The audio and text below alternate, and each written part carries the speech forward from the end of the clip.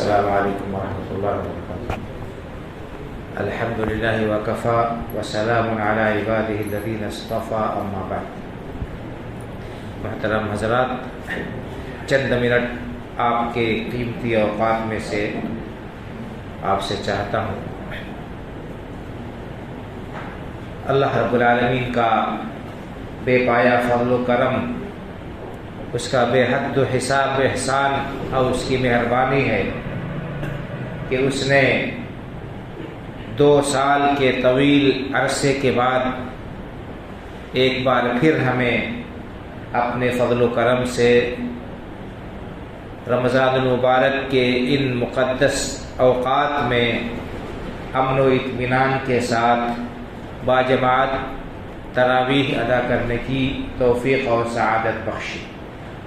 اس نعمت پر ہم اللہ رب العالمین کا شکریہ ادا کرنے کے ساتھ ساتھ اس سے دعا کرتے ہیں کہ اللہ رب العالمین اس ماہ مبارک کے اور ہماری زندگی کے بقیہ ایام کو ہر قسم کی آزمائش، ہر قسم کی پریشانی اور تکلیف سے بچاتے ہوئے خوش اسلوبی کے ساتھ عبادت کرنے کی توفیق عطا فرما اور ہمیں ہماری ٹوٹی پھوٹی عبادتوں کو شرف قبولیت سے نواز، آمین۔ بھائیو اور بزرگوں، گزشتہ 2 رمضان کس کرب کے عالم میں گزرے، آپ سب لوگوں کو یہ یاد ہوگا کہ اہل ایمان تڑپ گئے مسجدوں میں حاضر ہونے اور باجماعت نمازیں ادا کرنے سے۔ کورونا کی بیماری نے کس طرح سے پوری دنیا کو اپنے چنگل اور شکنجے میں لے رکھا تھا اور لوگوں کی حرکتوں کو موقوف کر رکھا تھا، اور ہماری مساجد اور ہماری عبادات بھی اس سے پورے طور پر متاثر تھی۔ کتنے لوگ دنیا سے رخصت ہو گئے، اس کرونا کا شکار ہو گئے، ان کی زندگی کی مدت مقررہ پوری ہو گئی اور وہ اب ہمارے درمیان نہیں رہے۔ ہمیں ان چیزوں کو یاد کرنا چاہیے اور ان سے نصیحت حاصل کرنی چاہیے۔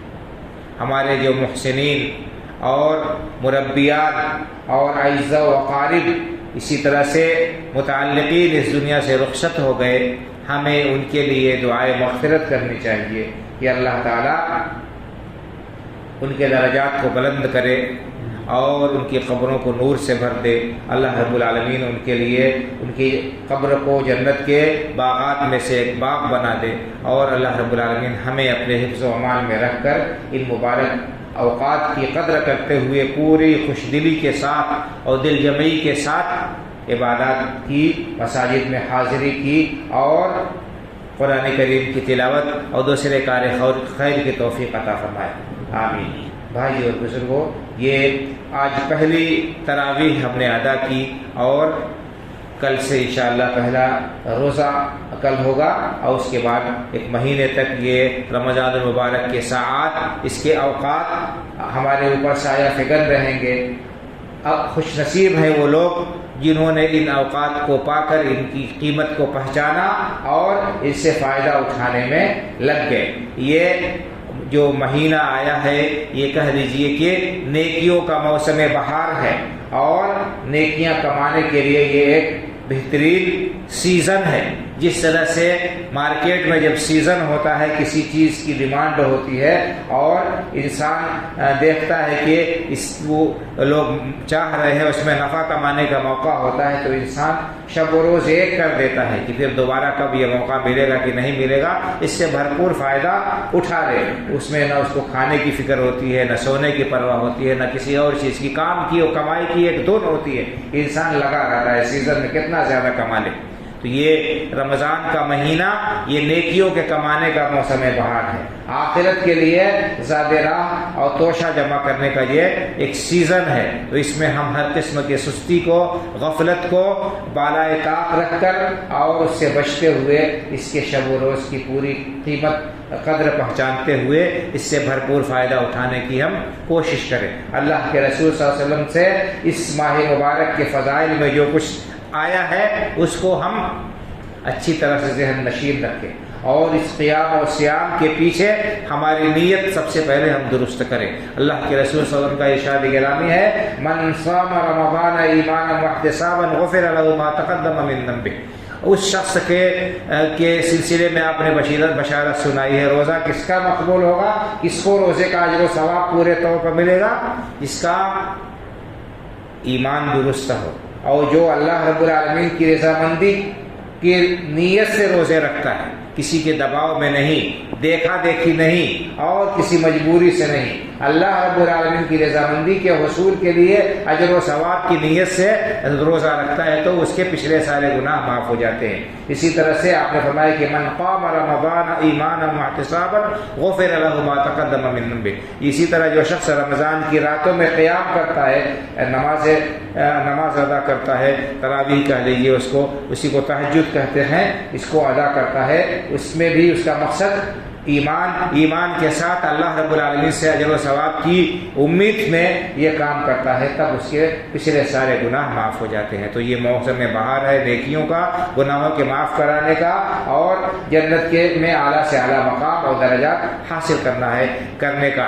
اس کو ہم غنیمت سمجھتے ہوئے اس سے بھرپور فائدہ اٹھائیں، اور یہ کوئی وقتی چیز نہیں ہے کہ ہم نے 2-4 دن جوش دکھایا اور اس کے بعد دھیرے دھیرے ہمارا جوش ٹھنڈا پڑتا گیا۔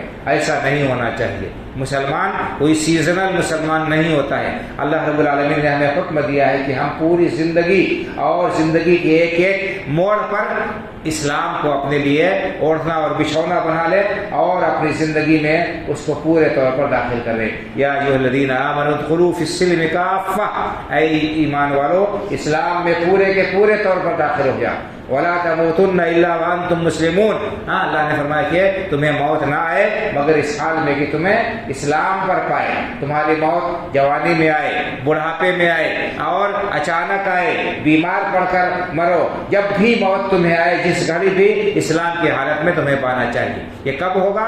جب ہم اپنے سونے جاگنے کو، اپنے شب و روز کے معمولات کو، اپنی تجارت کو، اپنے لین دین کو، تمام چیزوں کو شریعت کے مطابق بنائیں گے۔ بہرحال اس ماہ مبارک کی آمد پر ہمیں اللہ رب العالمین کا شکریہ ادا کرنے کے ساتھ ساتھ اس سے توفیق طلب کرنا چاہیے، اس سے زیادہ دعا کرنا چاہیے کہ اللہ تعالی ہماری نیتوں میں اخلاص پیدا کرتے ہوئے ہمیں اس ماہ مبارک سے پورا فائدہ اٹھانے کی توفیق عطا فرمائے۔ اور نیت کے سلسلے میں میں نے بیان کیا کہ ہر عمل کے اصل میں درس ہوا تھا کہ اللہ کے رسول صلی اللہ علیہ وسلم نے فرمایا کہ انما الاعمال بالنیات، تمام کے تمام اعمال کا دار و مدار نیتوں پر ہے۔ اگر بغیر نیت کے انسان کوئی عمل کرتا ہے تو اسے ثواب نہیں ملے گا۔ آپ زندگی بھر کچھ نہ کھائے پیئیں، صبح سے شام تک بھوکے رہیں، لیکن روزے کی نیت نہیں کی تو اس طرح کھانا پینا چھوڑنے سے آپ کا روزہ نہیں ہوگا۔ تو روزہ کے لیے بھی نیت ضروری ہے، لیکن یہ نیت دل کے ارادے کا نام ہے۔